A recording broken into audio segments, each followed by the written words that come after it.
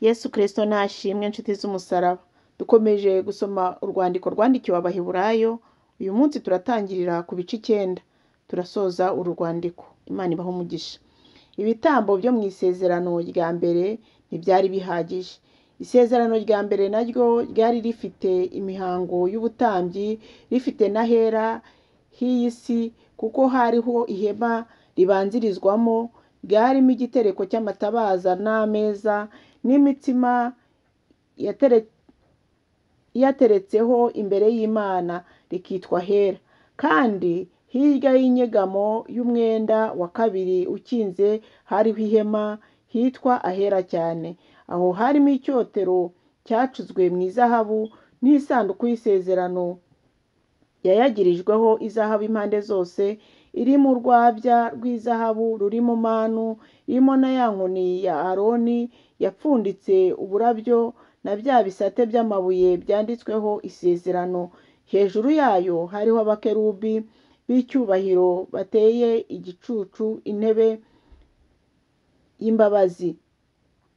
Ariko ibyo ntitwakwirirwa tubirondora nonaha.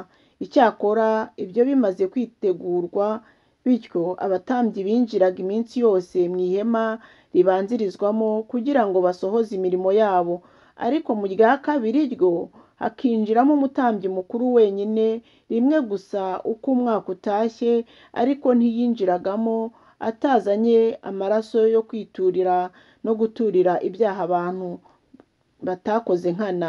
Nuko rero icyo umwuka wera atumenyesha ni uko inzira ijya ahera cyane yari itarerekanwa ihema rya mbere rikiriho, ari ryo ryashushanyaga iby'iki gihe cya none.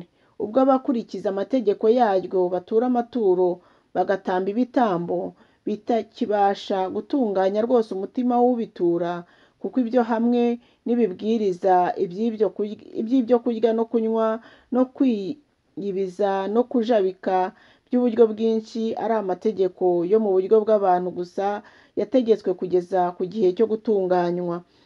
Ariko Kristo amaze kuza ahinduka umutambyi mukuru w'ibyiza bizaza, anyura mu ihema rirusha rya rindi gukomera no gutungana rwose, ritaremwe n'intoki. Ibyo ni ukuvuga ngo ritari iryo mu byaremwe ibi. Kandi ntiyinjijwe ahera cyane n'amaraso y'ihene cyangwa y'ibimasa, ahubwo yahinjijwe rimwe n'amaraso ye amaze kutubonera gucungurwa kw'iteka. None ubwo amaraso y'ihene n'ay'amapfizi n'ivu ry'inka n'iriza, iyo biminjiriwe ku bahumanye ko byeza umubiri ugahumanuka, nkanswe amaraso ya Kristo witambiye Imana atagira inenge kubw'umwuka w'iteka, ntazarushaho guhumanura imitima yanyu akayezaho imirimo ipfuye, kugira ngo mubone uko mukorera Imana ihoraho. Kubw'ibyo nicyo gituma aba umuhuza w'isezerano rishya, kugira ngo abahamagawe bahabwe ibiragwa bidashira byasezeranijwe ubwo habayeho uwapfiriye gucungura abacumuye bagitegekwa n'isezerano rya mbere. Iyo isezerano ryo kuraga ribonetse, hakwiriye kuboneka ibihamya ko uwarisezeranije yapfuye. Isezerano ryo kuraga risohozwa n'urupfu rwa nyiraryo rwonyine, kuko ritagira icyo rimara rwose uwarisezeranije akiriho. Nicyo gituma n'isezerano rya mbere ritakomejwe hatariho amaraso.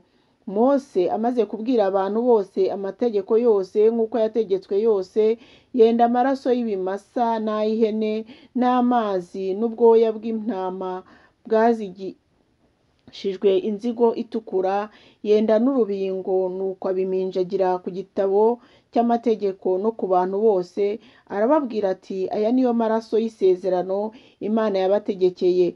Nuko ihema n'ibintu byose barikoreshagamo nabyo abiminjagiraho amaraso, kuko ukurikije amategeko ibintu hafi ya byose byezwa n'amaraso, kandi amaraso atavuye ntihabaho kubabarirwa ibyaha.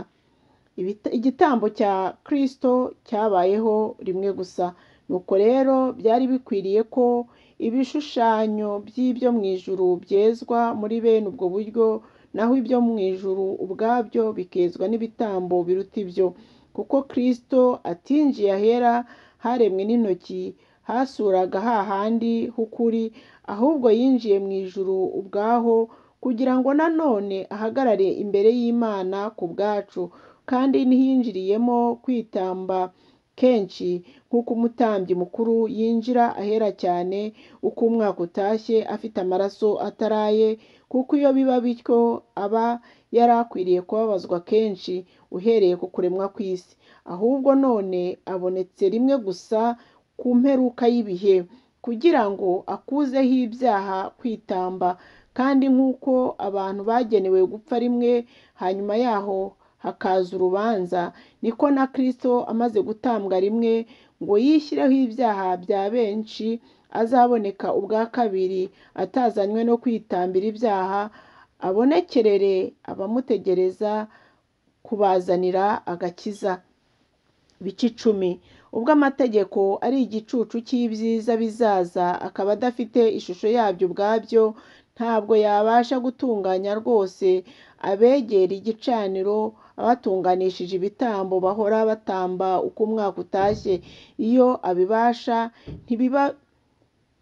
ntibaba bararorereye kubitamba, kuko abasenga baba barejejwe rwose, ntibabe bakimenyaho ibyaha, ahubwo bahora bibutsa ibyaha byabo n'ibyo bitambo uko umwaka utashye. Erega ntibishoboka ko amaraso y'amapfizi n'ay'ihene akuraho ibyaha. Nicyo cyatumye ubwo Yesu yazaga mu isi avuga ati, ibitambo n'amaturo ntiwabishatse, ahubwo wabyiteguriye umubiri. Ntiwishimiye ibitambo byokeje cyangwa ibitambo by'ibyaha. Mperako ndavuga nti, dore ndaje Mana mu muzingo w'igitabo, niko byanditswe kuri njye. Nzanywe no gukora ibyo ushaka. Amaze kuvuga ibyo ngo ibitambo n'amaturo n'ibitambo byokeje n'ibitambo by'ibyaha ntiwabishatse kandi ntiwabyishimiye, ari byo bitambwa nk'uko amategeko yategetse, aherako aravuga ati, dore nzanywe no gukora ibyo ushaka. Akuriraho ibya mbere gukomeza ibya kabiri. Uko gushaka kw'Imana niko kwatumye twezwa, tubiheshejwe n'uko umubiri wa Kristo watambwe rimwe gusa ngo ube bihagije iteka. Kandi umutambyi wese ahagarara iminsi yose akora umurimo we, atamba kenshi ibitambo bidahinduka, bitabasha iteka kugira ubwo bikuraho ibyaha. Ariko wa wundi amaze gutamba igitambo kimwe cy'iteka cy'ibyaha, yicara iburyo bw'Imana, ahera ubwo arindira igihe abanzi be bazashyirirwa munsi y'ibirenge bye.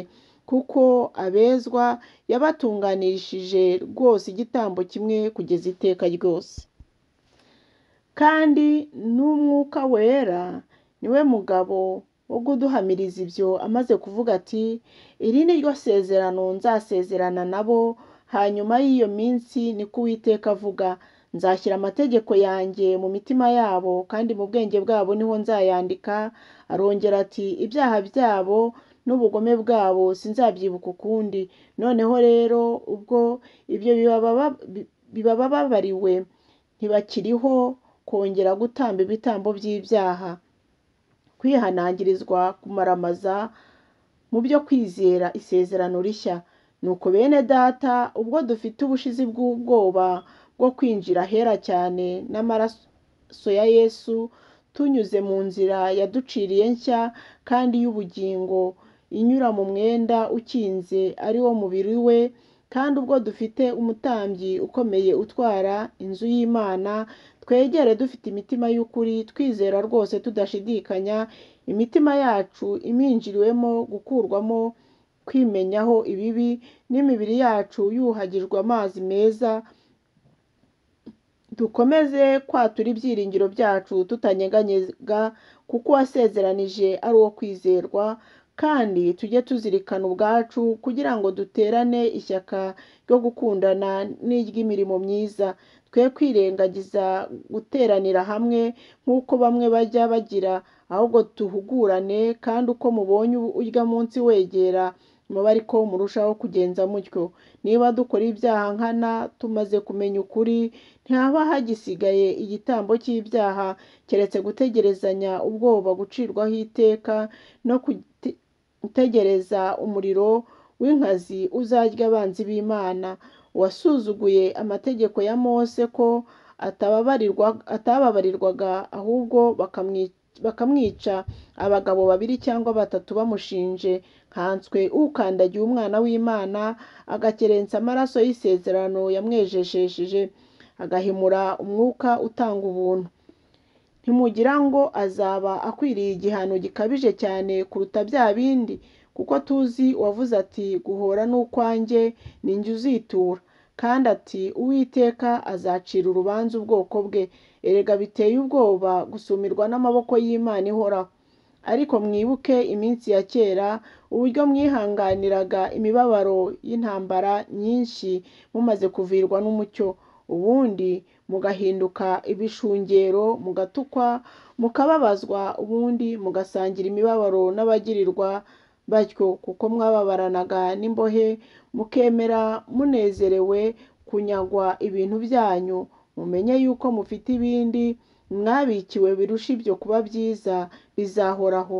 Nuko rero ntimute ubushizi bw'ubwoba bwanyu bufite ingororano ikomeye, kuko mukwiriye kwihangana kugira ngo nimumara gukora iby'Imana ishaka muzahabwa ibyasezeranijwe. Haracyasigaye igihe kigufi cyane, kandi uzaza ntazatinda, ariko umukiranutsi wanjye azabeshwaho no kwizera. Nyamara nasubira inyuma, umutima wanjye ntuzamwishimira. Ariko twebweho ntidufite gusubira inyuma ngo turimbuke, ahubwo dufite kwizera kugira ngo tuzakize ubugingo bwacu.